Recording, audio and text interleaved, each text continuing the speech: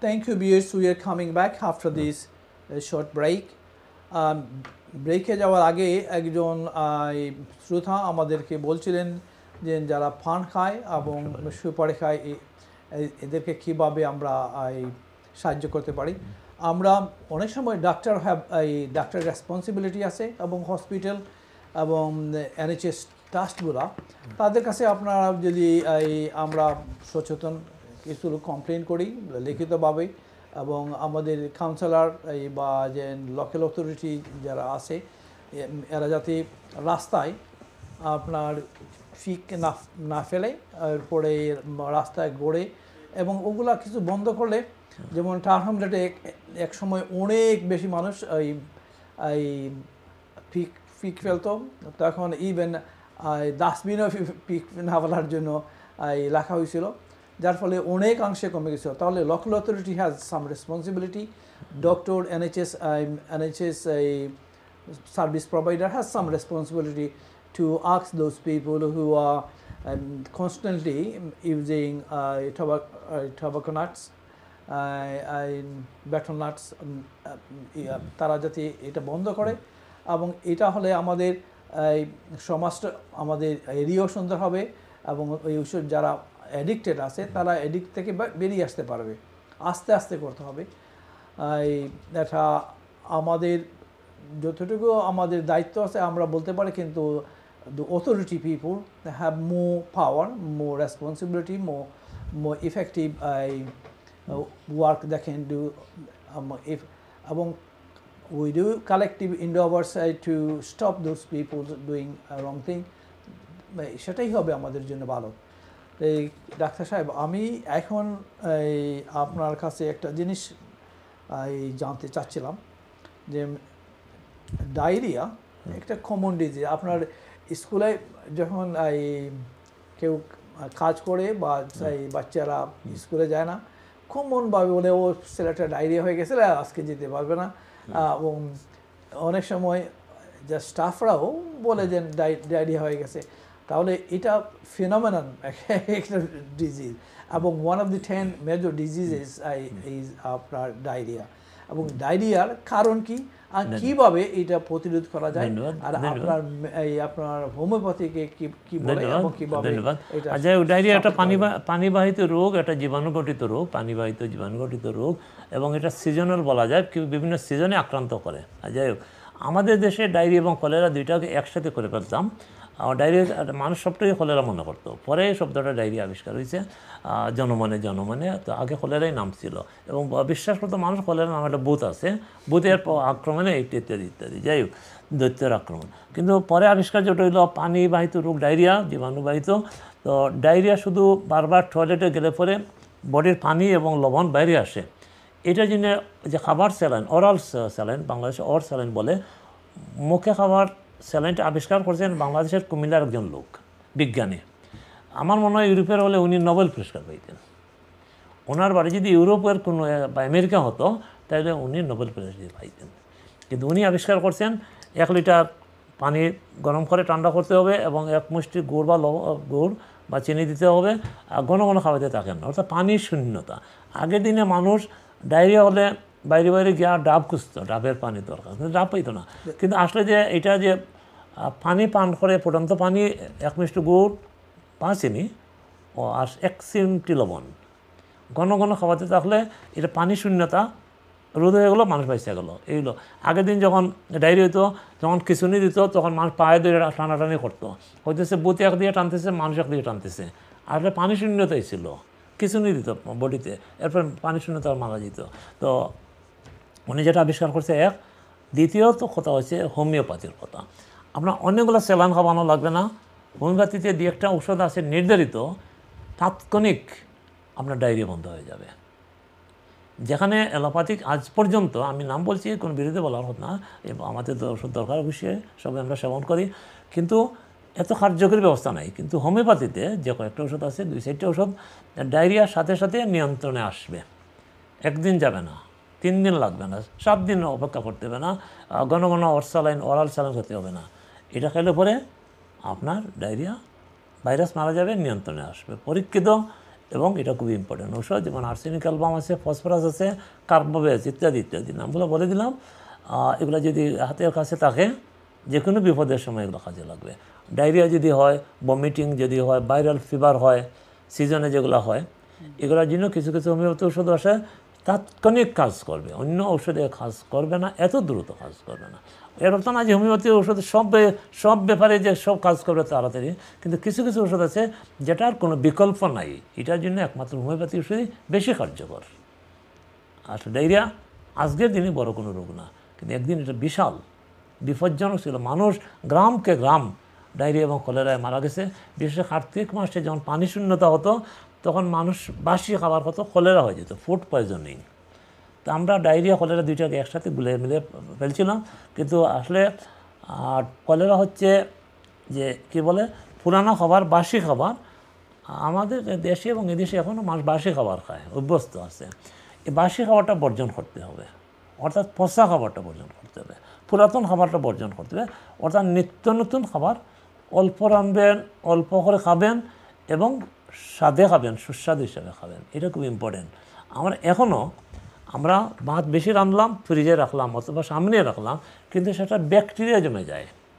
একটা আধা ঘন্টা, 3 ঘন্টা, 4 ঘন্টা পরে একটা ব্যাকটেরিয়া জমে যায় ভাতের ভিতরে, এবং এটা যদি ভাত নষ্ট হয় বেশি এই গরমের দিনে, তাইলে আপনার ডায়রিয়া হইতে পারে, কলেরা হইতে পারে, ফুড পয়জনিং হইতে পারে। এই কারণে সাথে সাথে রাঁধবেন, সাথে সাথে খাবেন, এটি হলো ইম্পর্টেন্ট। এখানে অভ্যাসের ব্যাপার। আসলে এই দেশে লাকড়ি লাগে না, চুলা লাগে না, অনেক কষ্ট লাগে না। সেখানে ইলেকট্রিক চুলা আছে, গ্যাস আছে, অথবা ইলেকট্রিক চুলা আছে, সাথে সাথে ভাত রান্না করা যায়। বিশেষ করে ভাতের ব্যাপারে ফ্রিজে রাখার কোনো দরকার নাই, কম রাঁধবেন এবং রান্নাবান্না করবেন, সাথে সাথে খেয়ে ফেলবেন গরম ভাত যেটা। আবার বারবার যদি ভাতটাকে মাইক্রোওয়েভে যদি গরম করেন ডাকনা ছাড়া, আবার ডাকনা দিয়ে হোক, ডাকনা ছাড়া বারবার গরম করার পরে, এই যে রেডিয়েশনের কথা বলতেছিলাম, আপনার রেডিয়েশন ক্ষতি করবে। আমাদের একটা কথা আছে, রেডিয়েশন যদি আপনাকে খেয়ে ফেলে তা আপনার ক্যান্সার হবে, আর আপনার বডি যদি রেডিয়েশন খেয়ে ফেলে, অ্যাবজর্ব করে ফেলে, তাহলে সেখানে আপনি মুক্ত আছেন। তো আমাদের একজন নাম বলবো না এমপি সাহেব, ওনার আব্বা খুব পরিষ্কার নাম করা লোক ছিলেন। তো একজন বললো, আপনার এমপি সাহেবের খবর কি? মানুষের ছেলে মদ খায়, আমার ছেলেকে মদে খেয়ে ফেলেছে। উনি কইতেছেন যে মানুষের ছেলে মদ খায়, কিন্তু আমার ছেলেকে মদে খেয়ে ফেলেছে। এইটা আমি বুঝাইতে চাইছি রেডিয়েশন কথাটা। রেডিয়েশন যদি আপনার বডি অ্যাবজর্ব করে ফেলে, আপনি নিরাপদে আছেন। আর রেডিয়েশন যদি আপনাকে খেয়ে ফেলে, তো আপনার ক্যান্সার নির্ধারিত হয়ে গেছে। এই যে মানুষ বলে অনেকে পান জর্দা সাদা খায়, তার ক্যান্সার হয় না, আবার অনেকের হয়। এটা হচ্ছে যে সহ্য করে ফেলছে, অর্থাৎ তার বডি খেয়ে ফেলছে, তার হবে না।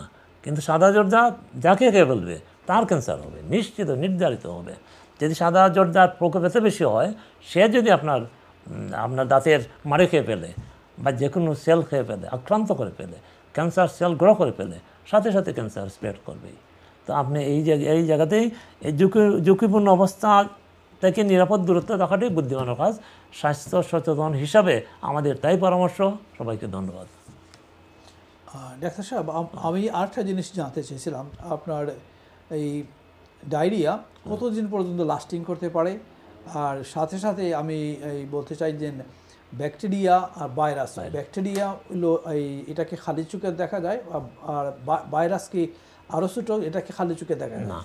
ব্যাকটেরিয়া অনুবেগন যন্ত্রের সাথে দেখতে হয়, কিন্তু ভাইরাস দেখতে হইলে পাওয়ারফুল অনুবেগন যন্ত্র লাগবে, মানে অর্ডিনারিটা হবে না, মোর পাওয়ারফুল যেটা, সেটা দিয়ে 2.5 লক্ষ গুণ ছোটো।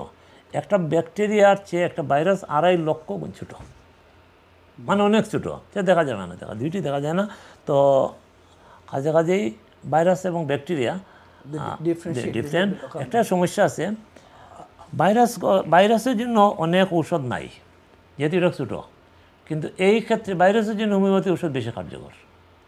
যেমন ডায়রিয়া যেটা ভাইরাস, বায়ুবাহিত পানিবাহিত যেসব রোগ আছে, হ্যাঁ, যে বিশেষ করে এগুলা, যেমন এই যে করোনা ভাইরাস হয়েছিল, কোভিড-19, সেখানে তো কোনো ওষুধ দেওয়া হয় নাই। কী বলা হয়েছিল? সাবধানতা। কোনো ওষুধ দেওয়া হয় নাই, যেহেতু অ্যান্টিবায়োটিক সেখানে কাজ করে না। অ্যান্টিবায়োটিক সেখানে কাজ করে যেখানে ইনফেকশন হয়ে গেছে, সেখানে কাজ করবে। কিন্তু ভাইরাস কোভিড-19 মারার জন্য অ্যান্টিবায়োটিক ওষুধ কাজ করে না, কিন্তু হোমিওপ্যাথি ওষুধ এখানে কাজ করে। তো আমরা তো বিশেষ করে অনলাইনে ছেড়ে দিয়েছিলাম, ফেসবুকে ছাড়ছিলাম, কিন্তু পরে যখন ইন্ডিয়া থেকে তারা কিছু হোমিওপ্যাথি ডাক্তার যখন তারা এটা ভাইরাল করলেন, তো আমিও শেয়ার করলাম। তো আমি চিন্তা করলাম, তো এটা গুরুত্ব দেবে বেশি।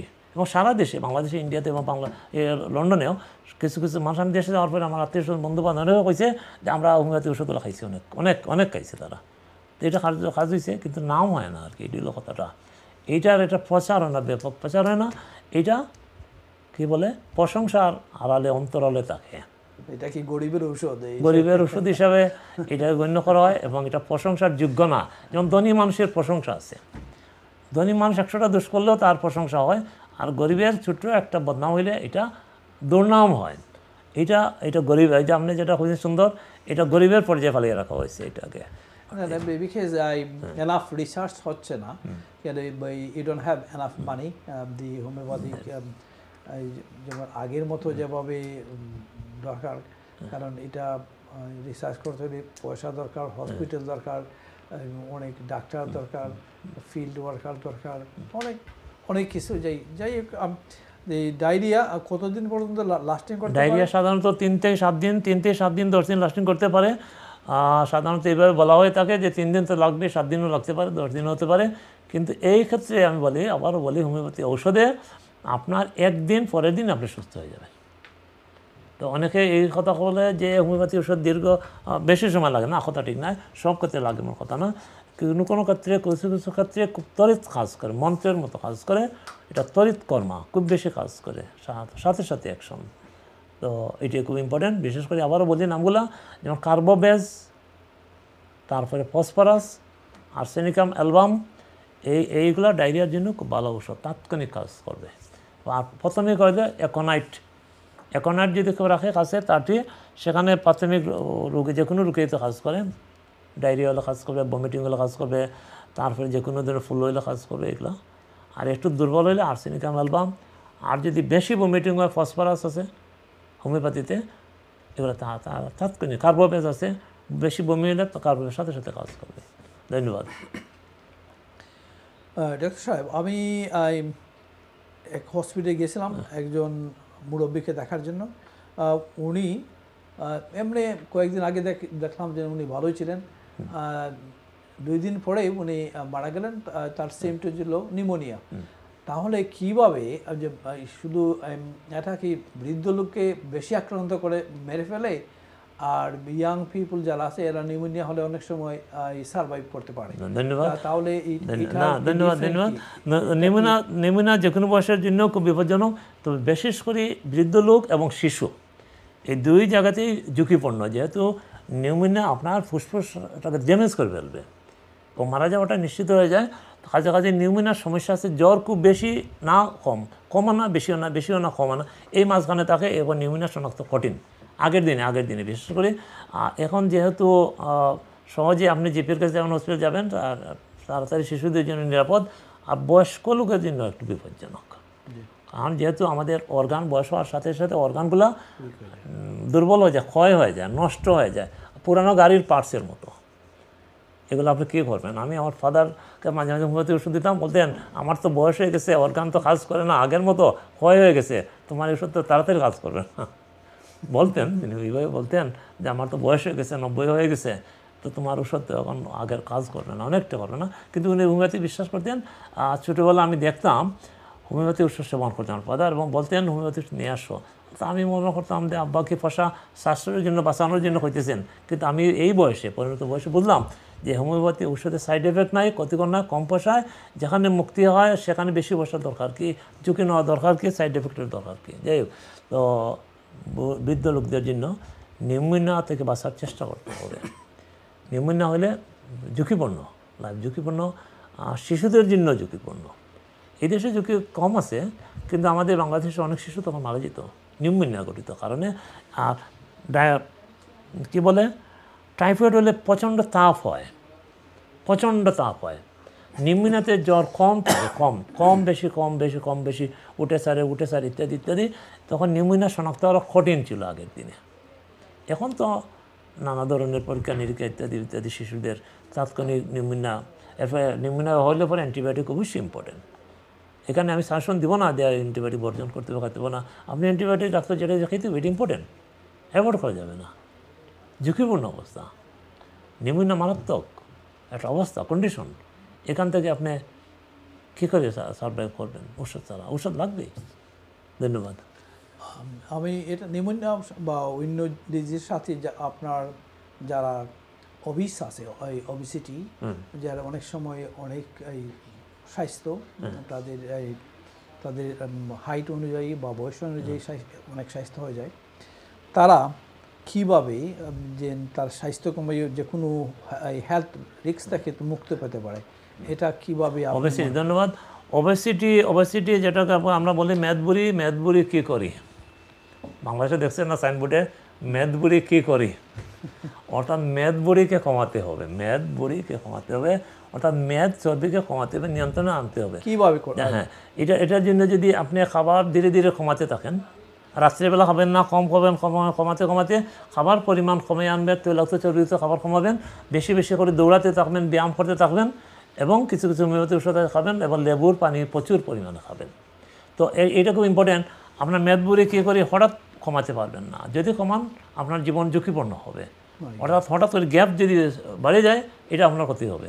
এটা স্লোলি কমা, যেমন অনেক দিনে আপনার মেদবুড়ি হয়েছে, এটা কমাতে হবে ধীরে ধীরে, তাৎক্ষণিক কমানো যাবে না, ক্ষতি হবে, উল্টা হয়ে যাবে, রিয়াকশন হয়ে যাবে। অর্থাৎ আপনার মেদবুড়ি হঠাৎ কমাইছেন, বডি আপনার একটা স্লিম হয়ে গেছে, এটা ক্ষতি হয়ে যাবে, তাৎক্ষণিক ক্ষতি হবে, ঝুঁকি হবে, উল্টা দিকে যাবেন আপনি। এই অনেক গল্প আছে, এটা তো বলা যাবে না, যে এটা ধীরে ধীরে কমাতে হবে। যেভাবে অনেক দিনে বাড়ছে, এটাকে অনেক দিনেই কমাতে হবে, তাৎক্ষণিক কমানো যাবে না, যাতে বাড়ে না এটি চিন্তা করতে। প্রথম টার্গেট আমি এটা স্টপ করবো, আর যাতে না বাড়ে, এবং এটাকে ধীরে ধীরে রিডিউস করবেন। কীভাবে? প্রচুর লেবু খাবেন, লেবুর পানি খাবেন, এবং বিশেষ করে কিছু কিছু খাবার আছে যেমন করলা জাতীয়, এগুলো খাবেন, যেগুলা কমায় দেয় আমাদের মেদবুড়ি। তারপরে আরও অনেক ভেজিটেবল খাবেন, ভাতের পরিমাণ কমাইয়ে দিবেন, আটা, ময়দা, রুটি, চাউল, ডাল, তারপরে এগুলো কমাই দিবেন। আর শাকসবজি, ডাল বেশি খাইতে পারেন, তাহলে দেখবেন আস্তে আস্তে আস্তে আস্তে মেদবুড়ি কমে যাবে। আর অনেকের আছে জেনেটিক কারণে অনেক মোটা হয়ে যায়, দেখছেন এই দেশে অনেক আছে অনেক মোটা, এগুলো কমাতে পারবেন না। এটা আগেই নজর দেওয়া উচিত ছিল, শৈশবে, ছোটোবেলা থেকে নজর দেওয়া উচিত ছিল, নতুবা কমানো যাবে, সময় লাগবে, কারণ লাগবে।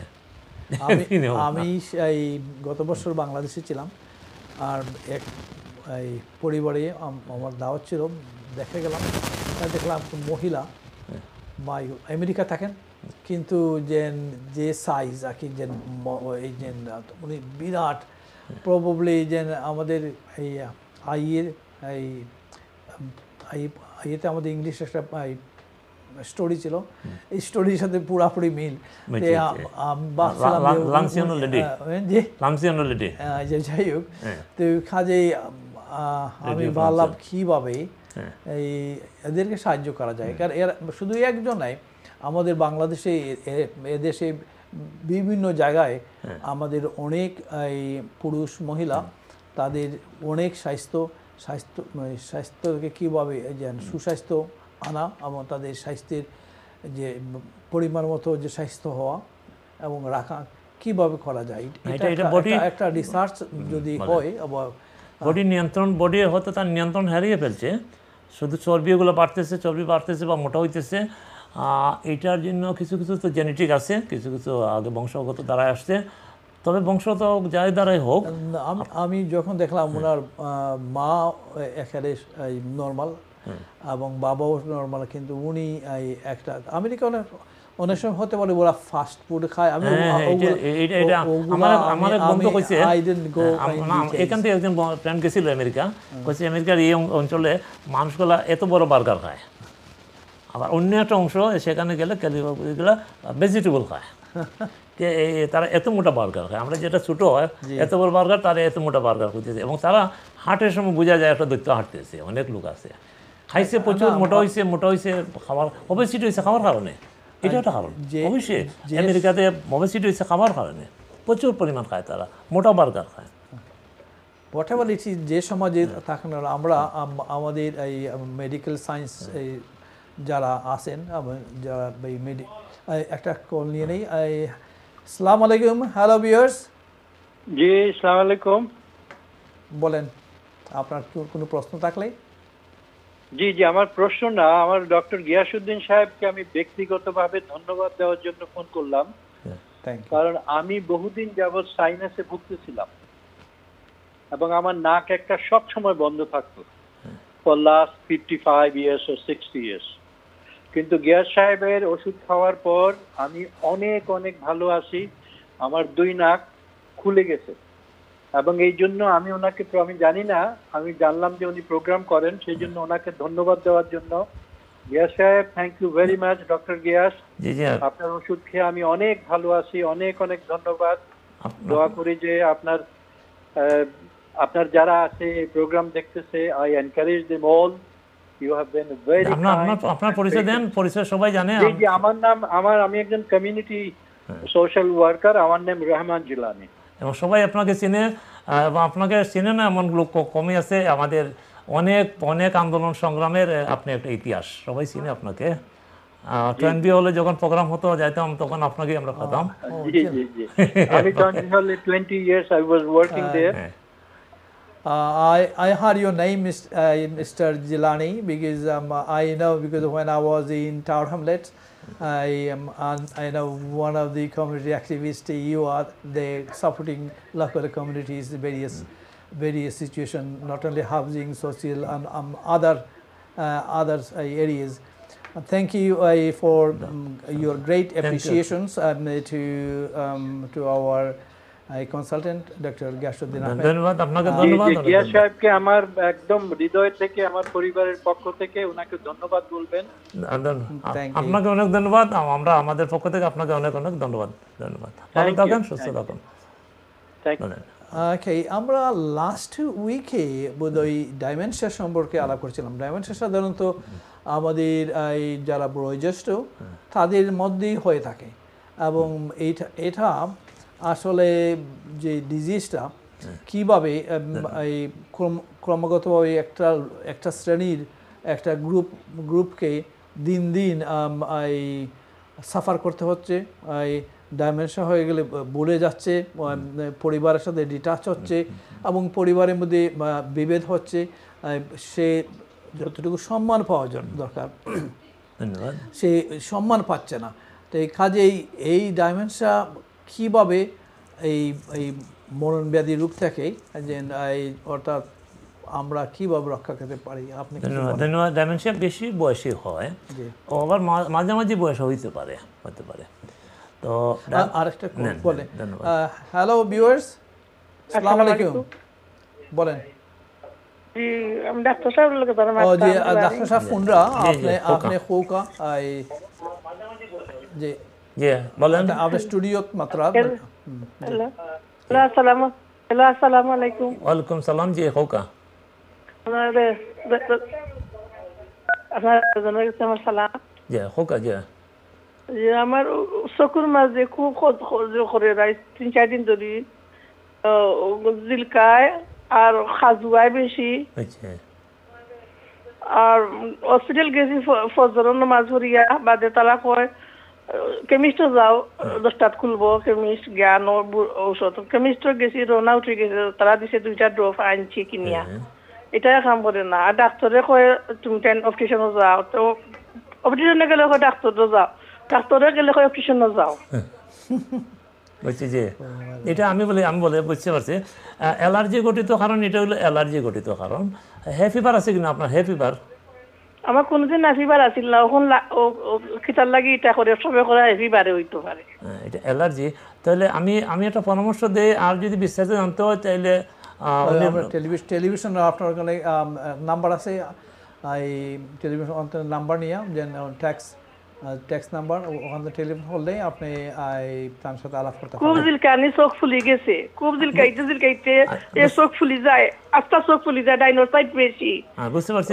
আচ্ছা, আপনি বেশি করে পানি, লেবুর পানি বেশি করে খাইতে হইব এখন। আর লবণাক্ত খাবার আর চর্বি, ক্রিপস এগুলো খাইবা না কিছুটা একবারে। আপনি লবণাক্ত খাইতাম না, লবণাক্ত জিনিস খাইতাম না। তরকারি লবণ ঠিক আছে, এক্সট্রা লবণ, ক্রিপস এগুলো খাইতাম না এখন। এগুলো খাইলে কিন্তু বেশি খাই যাইব, চোখে জ্বলবো। এগুলো একটু বর্জন করে পানি বেশি খাইতে হইব। আর চোখের ডাক্তার দেখানো উচিত, যেহেতু চোখের বেশি যদি হয়। আর বিস্তারিতভাবে এটা আমি মনে করি অ্যালার্জি মারাত্মক কিছু না, বইয়ের কোনো কারণ নাই আশা করি। তবু তো চোখ যেহেতু ইম্পর্টেন্ট জিনিস, তা আপনি চকুর ডাক্তারের পরামর্শ নিতে ভালো হয় বেশি, চকুর ডাক্তার। থ্যাংক ইউ ভাই। আর নাইলে আপনি বলেন ভাই পরে। আপনি টেলিভিশনের কেন নাম্বার আছে কি আপনার, ওই নাম্বারে যদি আপনার এই টেলিফোন করেন তাহলে আপনার পরামর্শ পাইতে পারবো। ওকে, ধন্যবাদ। ধন্যবাদ। ওকে, আমাদের এই টাইম মোটামুটি শেষের দিকে। এই ডাইমেনশন সম্পর্কে আপনি আলোচনা করতে চাচ্ছেন? ডাইমেনশিয়া বৃদ্ধ লোকদেরই হয়, 70-80 বছর বয়স হলে হয়, কম মাঝামাঝি বয়সে হইতে পারে। ডাইমেনশিয়া রোগীরা নিকটাত্মীয়কে চিনে না, আপনজনকে চিনে না। এটা ব্রেইনের যে ফাংশন, এগুলো অনেক সময় উল্টা ডিরেকশন দেয়। দেখা গেছে আপনাকে চিনবে কিন্তু বাইকে চিনে না, বাপ ছেলেকে চিনে না, আবার দূরের ডিস্টেন্সকে চিনে। ডাইমেনশিয়া মারাত্মক একটা সমস্যা, এখানে ভুল বোঝাবুঝি সৃষ্টি হয়। যাই হোক, এটা ভুল বোঝার সৃষ্টি হওয়া ঠিক না, এটা একটা রোগ বিশেষ এবং এটা কনসিডার করতে হবে। এবং হোমিওপ্যাথিতে কিছু কিছু ওষুধ আছে, পরীক্ষিত ওষুধ, আমি অনেকে দিয়েছি, ভালো রেজাল্ট পাইছেন। তো আমার মনে হয় হোমিওপ্যাথি ঔষধেই আরাম পাবেন ডাইমেনশিয়ার ক্ষেত্রে, যেহেতু এটা ব্রেনের ফাংশন, মানুষ বলে যায়, মেমোরি উল্টা ডিরেকশন দেয়। বিশেষ করে এটা একটা কারেন্ট তারের মতো ছিঁড়ে যায়, এই যে আমরা ইলেকট্রিসিটির মতো অনেকটাই আর কি। যাই হোক, হোমিওপ্যাথি ওষুধ এটা কাজ করবে। ধন্যবাদ। Thank you viewers, our program is end. আজকে আমাদের আয়রন টিভির পক্ষ থেকে আজকে অনুষ্ঠানে জনাব কনসালটেন্ট ডক্টর গিয়াসউদ্দিন আহমদকে আমরা আবারও এই শুভেচ্ছা জানাচ্ছি আপনাদের পরামর্শ দেওয়ার জন্য। আর আমি আয়রন টিভির পক্ষ থেকে আজকের অনুষ্ঠান আমরা শেষ করলাম।